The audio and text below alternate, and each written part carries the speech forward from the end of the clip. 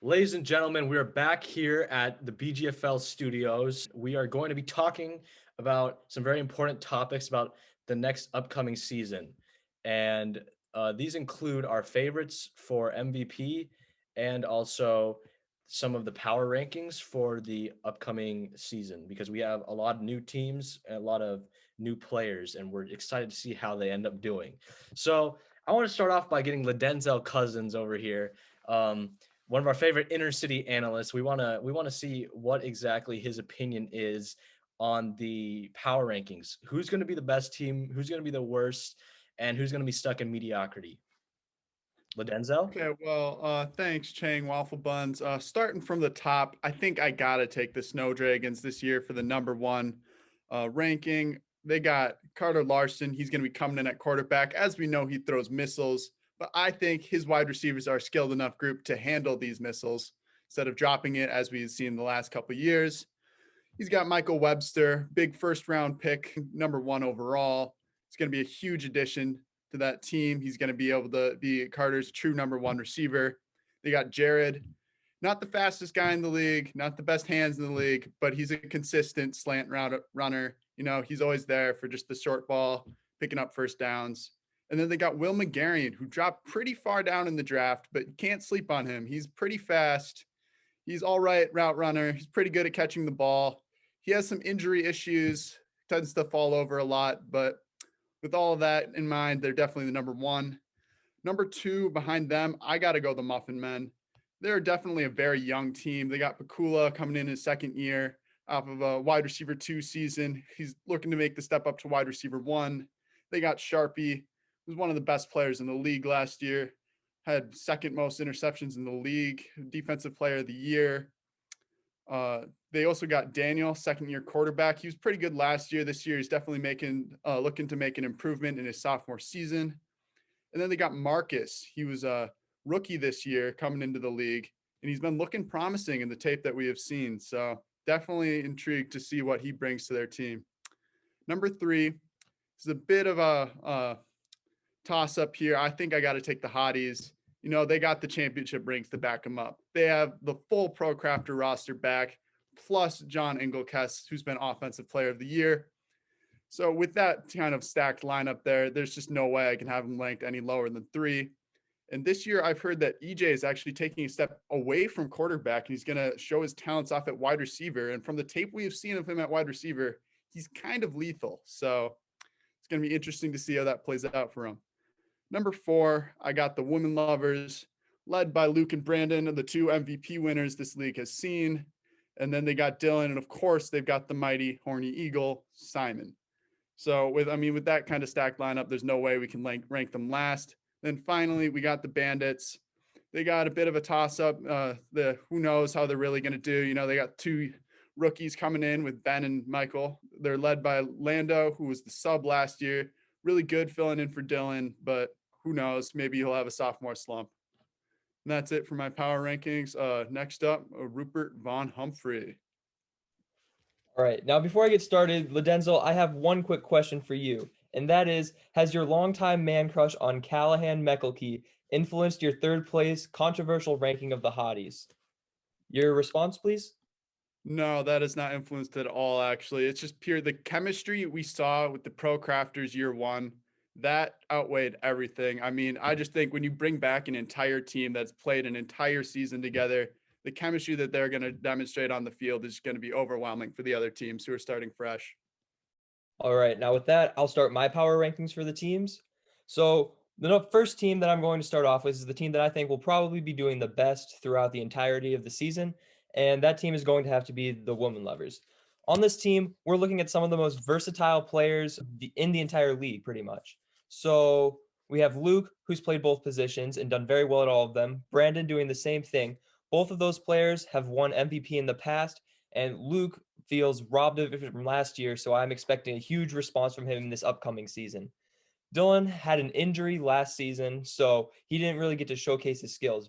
Unfortunately, with his injury, he was a little bit slower than he was during season 1, and they'll probably have Simon playing as their quarterback. The next team that I have will be the Snow Dragons. From here, you see a lot of raw talent in there, and so I'm seeing like a lot of depth in this team, not a lot of lack of skilled players like you see on other teams. But I feel like they're going to get off to a rough start just chemistry wise, but I think they'll pick it up later in the season. Third, I have the Muffin Men. We showcased Marcus's skill in a scrimmage earlier this year before the snow fell, and he was quite a lethal weapon out there. He was fast. He could make great cuts. He could pretty much break almost anyone's ankles. Definitely someone that you don't want to mess with on the field. Also, you'll have Pakula, who was also felt like he was robbed of a wide receiver one title as he was not picked for the All-Star game, and Callahan Meckelkey was picked over him, which is probably one of the greatest scandals in the BGFL ever to be recorded. And you also have Sharpie, who was probably, I would say, third best player last year. And they have Daniel, and he has a great arm, not something to mess with. Fourth, I'm going to have to go with the Hotties. The Hotties do have 3 champions coming back, right? But that was a season 1. They lost every game in the regular season, excluding one. None of the players really experienced a ton of success when playing in season 2. And then you have a 2-time offensive MVP. So I just don't think it's going to go super well for the Hotties, but they might be able to string something together. And lastly, I'm going to have to go with the Bandits. This is pretty much saying that they're going to have Johnny as a wide receiver who is low-key kind of like a man down on offense. He doesn't have the greatest hands, not the greatest route running either. Speed just isn't really there for him unless he makes some big changes over this offseason. Also, defensively, I don't know. You don't see a lot of, from what I can tell, you don't see a lot of agility from this team. You don't get quick cuts, able to keep up with some of the routes that more of the super talented route runners will have in the BGFL, unless they showcase something during the combine. That is going to be my rankings. Next, I'm going to have to pass this off to Brad Ochocuatro. Start off my rankings, I got at number 1, the Alaskan Snow Dragons. They got primetime Carter Larson out there at quarterback this year. They're looking dangerous with the first pick, Michael Webster at receiver. Will McGarrion at the other wide receiver. We know he's a deep threat. And Jared Engelkis coming to help him too. At 2, I got the Muffin Men. Their best player, Carter Sharp. He's just pretty much a Walmart version of Carter Larson. He's a casual and all. But they got some good supporting cast with Marcus and Pakula. At 3, I got the Women Lovers. The only thing they have going for them is prime Horny Eagle showing himself once again and throwing at least 40 touchdowns this year. At 4, I got to go with the Hotties. The only thing they got going for them is handing the ball off to Cal every play, hoping that he can make a few men miss. In last place, we got the Bandits. Just a group of casuals, that's all I can say. The only thing they got going for them is possibly MVP frontrunner this season, Johnny Nemeth, showing his season 2 form off again and going above a 6.0 touchdown interception ratio once again. Next, I'm going to pass it on to Chang Wafflebuns. Let's see what you got. All right, it's going to be hard to top that analysis, but I'm going to start off by going backwards here. So 5, like everyone else, I got the Bandits coming in last place. So they got some pieces. They got Ben, the tallest and second overall pick, big body, but there are some concerns about his mobility and whether he'll be able to keep up with some of the quicker players in the league. They got Lando, who is an all-world safety and quarterback, but we don't know how he's going to do if he doesn't have the receiving core that he did last year when he was a sub. And with the corners, they're not looking like they're going to be very good. If you have Johnny and Michael Fossen at corner, Johnny, we know he's a great tackler and all, but is he really good at stopping the pass? So I think the Bandits are going to struggle on both sides of the ball. 4th place, I'm going to have to go with the Honolulu Hotties. So they're coming in for a second season. 2-time Offensive Player of the Year, John Engelkis. I really like his game. I've been a big fan of him. But they've also got the Pro Crafters, who the Cinderella story. Never count these guys out. And I do like their roster. I do like Cal over there. It could be playing QB. He has some great flashes. EJ, he's an elusive and quick player, probably one of the quickest players in the league. And then Evan as well. He's a rock solid receiver. Could probably see some success in one-on-one matchups. But as good as their roster may seem, there's just a lot more depth in these upcoming teams. Like number 3, I'm going to have to go with the Snow Dragons. So on paper, this is probably the most talented team because they've got weapons at all four slots. But the only problem is that they don't really have a quarterback. And if Larson's going to play quarterback, they're losing one of their best wide receivers. And that means that it's going to be Webster, Jared, and Will. That's a good receiving core, but not as good as if you could have someone throwing to Larson and Webster, both at receiver. And then number 2, I'm going to have to go with the Muffin Men. Really like their roster as well. I did not expect that they would be this good, but hearing what I've heard about Marcus, he's kind of like Sharpie 0.5. So 2 Sharpies on the same team. That's going to be hard to stop. Plus, you got Pakula and Daniel. Daniel throwing to Pakula. They've got championship chemistry, and that's just a very dangerous receiving core. And if Daniel can pull it together, this may be the best offense in the league. And then defensively for the Muffin Men, Sharpie and Pakula, I think they'll be rock solid. Marcus, I'm not sure exactly how he'll do. Don't have much tape on him. And then Daniel's a bit of a liability, so that may slow them down, but they probably win some shootouts. And then finally, I got the Watab Women Lovers coming in at number 1. They got 2 MVPs, Luke Zocker, Brandon De La Rosa. Brandon only played 5 games last season, yet he still won MVP. So think about what he's going to do when he's got the horny eagle throwing to him, throwing some rockets out there. He's got Luke. Who are you going to cover? Who are you going to double on that team? You double Luke, they're going to throw to Brandon. That's why I think Brandon, a little bit of a spoiler here, I think he's going to be an MVP favorite. Brandon, if he plays the full season, he's back in a Women Lovers jersey. You got Luke, Brandon, 2 cornerback 1s. 2 guys who've seen great success offensively and defensively. You got Luke there with championship experience, baby. He's ready to lead these guys, break the Humphrey curse for Simon. And then Dylan, we forget about how good he was in his first season, 19 catches in the playoff game. And if he's going to be single covered with another team cornerback 2, he's just going to feast on them all day. There's no stopping this team, if you ask me. Now we're going to move on to the second part of this blitz here. We're going to be talking about our MVP favorites. So we got top 3 lists. We're going to start once again with LaDenzel Cousins. LaDenzel, I'm interested to see who you think is going to have the biggest impact on winning and their team this year. So for leading my picks for MVP next year, I think I'm going to have to go with Pakula. You see, Pakula last year was an all-around solid player, but that was just his rookie season. This year, going into his second season with arguably a better supporting cast, he's going to have the same quarterback, so he already has a nice connection there. He's got Sharpie. He's got the rookie Marcus to help him out, draw some coverage. So I definitely think he's going to become a big part of that passing offense. I think there's even a chance he becomes the wide receiver 1 for that team partway through the season, and I think that's going to help push him towards an MVP bid. Next up on my list is going to be EJ. You see, EJ has been an all-around solid player. He's been great defensively throughout his career, but he's mostly been playing quarterback on offense. But the little bits we have seen of him as wide receiver, he has been absolutely lethal.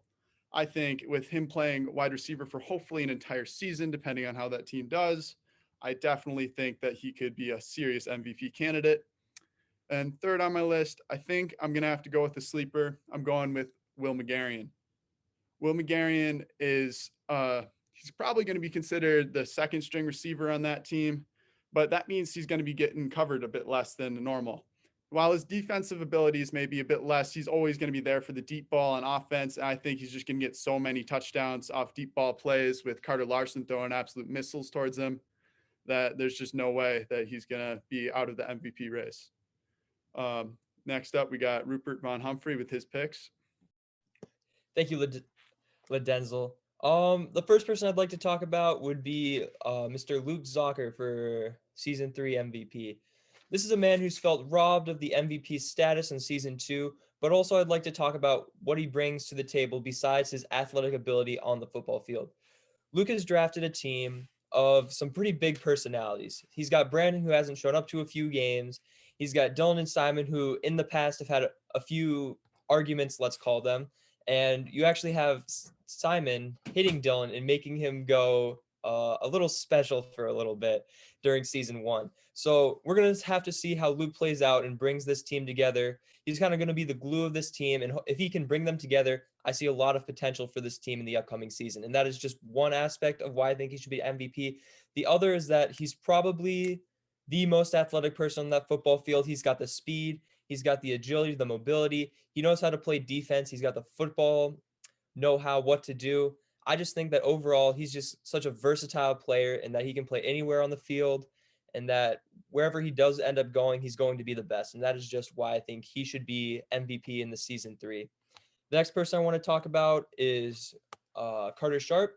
And one reason that I think he should be MVP is towards the end of last season, we've kind of showed a new Carter Sharp, right? Instead of playing like wide receiver and always going for like the short routes, he actually started running the ball a little bit. And that proved to be absolutely lethal for the other team. They scored almost every time they ran the ball with Carter Sharp running it. He has insane acceleration as well as a top speed that is near unmatched by any other player in the BGFL. And just on that aspect alone, I think he could easily win MVP off of touchdowns and rushing yards. I'm going to have to pass it off to Brad Ochocuatro now, see what he has to think. Coming in at my number 3 spot, I got prime time Carter Larson coming in. He's coming off a league-leading double-digit interception season. If he can cause those same problems to the offenses on defense this year, that team may be unstoppable. Coming in at number 2, I got Carter Sharp. On his new team, the Muffin Men, he can really thrive and catch a lot of passes, score a lot of touchdowns, and we all know he's a great defensive player as well. But coming in at number 1, and in my opinion, way in front of everyone in the current standings, is Johnny Nemeth.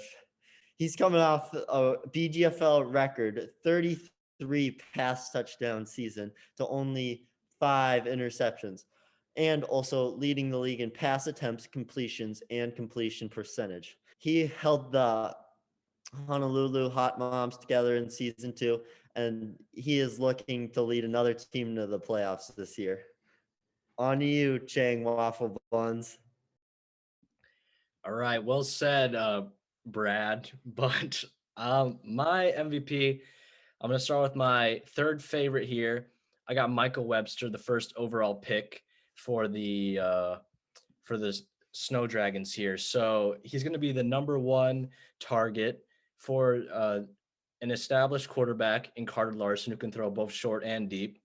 And I think that he's just got the physical tools. He's one of the most athletic guys that we've ever seen on a football field, and I think just his speed and his strength will really allow him to dominate in the offensive and defensive game. So I do see him as a favorite. But number 2 favorite MVP, I'm gonna have to go with Brandon De La Rosa. Repeat MVP season for Brandon here. He's back with the Women Lovers. He's got the drive to actually show up to his games now, reunited with some of his friends and his old franchise.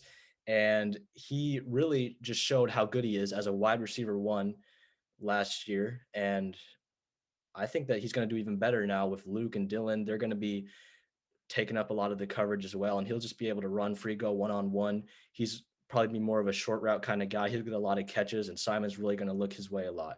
And then defensively, we've seen Brandon. He was on the same pace as Carter Larson to get a double-digit interception season if he would have played the whole season. And he's just a lockdown corner, and he can play safety, and he can shut down the run. So two-way guy, he can do everything. But number 1, I'm going to have to go with Sharpie. Sharpie, former defensive player of the year, also could have been an offensive player of the year or an MVP last season. He's just a very talented guy, athletic, quick, and he's got Daniel throwing to him now, who adds a little bit more versatility to his game because now he has the chance to go deep.